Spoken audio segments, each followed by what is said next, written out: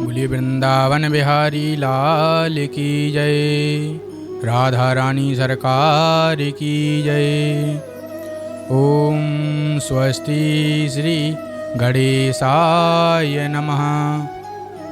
ओम स्वस्ति श्री राधा कृष्ण चरण कमलेभ्यो नमः।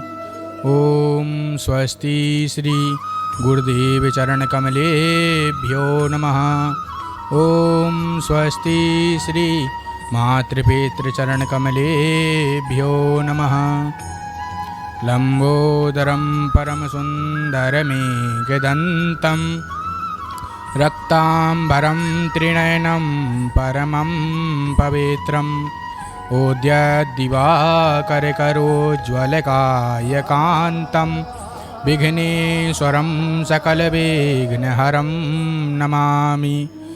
बंशीविभूषितकरानवनीरदाभात् पीताम्बरातरुणबिम्बिफलाधरोष्टात् पूर्णेन्दुसुन्दरमुखादरविन्दनेत्रात् कृष्णात् परं किमपि तत्त्वमहं न जाने। मुक्ति पूछे गोपाल से मेरी मुक्ति बताए, ब्रज की रज मस्तक लगे मुक्ति मुक्त हो जाए। बंधुओं, आज की मंगलमयी कथा में प्रवेश करते हैं। तुंगभद्रा तटे पूर्व मभूत्पत्तन्नमुत्तमं यत्र वर्णः स्वधर्मेण सत्य सत्कर्म तत्परा। बंधुओं, तुंगभद्रा नदी के किनारे एक बहुत सुंदर गांव था। उस गांव का नाम उत्तम नगर था। उस गांव में वर्णाश्रम का पालन करने वाले सभी लोग रहा करते थे और उसी गांव में धर्मनिष्ठ विद्वान पंडित श्री आत्मदेव जी रहा करते थे।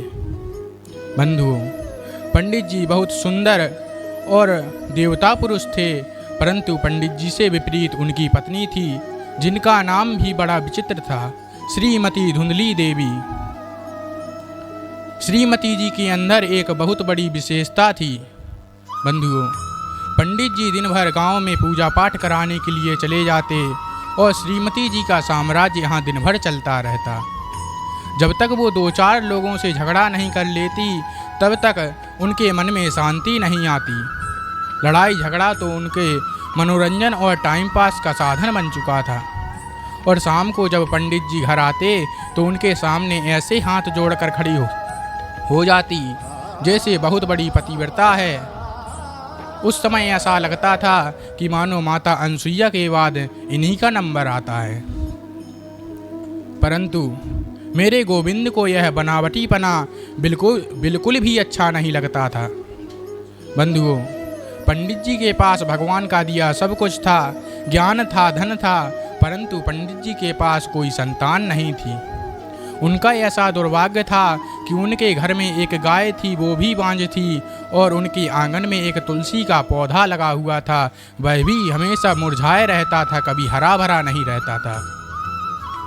पड़ोसी उनको ताने मारते कि जिनके घर में संतान नहीं होती वो पुन्ना नामक नरक में जाते हैं। पूर्वज भी उनसे दुखी रहा करते थे। इसी से परेशान होकर के पंडित जी ने आत्महत्या का निर्णय ले लिया और वो घर छोड़कर के वन में चले गए और एक वृक्ष के नीचे बैठकर के रोने लगे। तभी वहाँ से एक संत गुजर रहे थे। उन संत ने देखा कि पंडित जी रो रहे हैं, तब उनसे पूछा कि आप क्यों रो रहे हैं और अपनी चिंता का कारण बताइए। जैसे ही पंडित जी ने संत जी को देखा तो संत जी के चरणों में गिर कर के जोर जोर से रोने लगे और कहने लगे, ना जाने पूर्व जन्म में हमने कौन से पाप किए थे जो इस जन्म में भुगतना पड़ रहा है। तब संत जी ने कहा कि अपनी चिंता का कारण तो बताइए।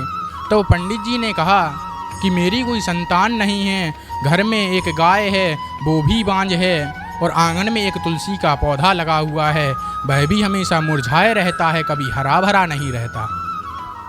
इतना सुनकर के संत जी ने कहा, मुंचा ज्ञानम प्रजारूपम बलिष्ठा कर्मणो गति विवेकं तु समासाध्य त्यज संसार वासनाम।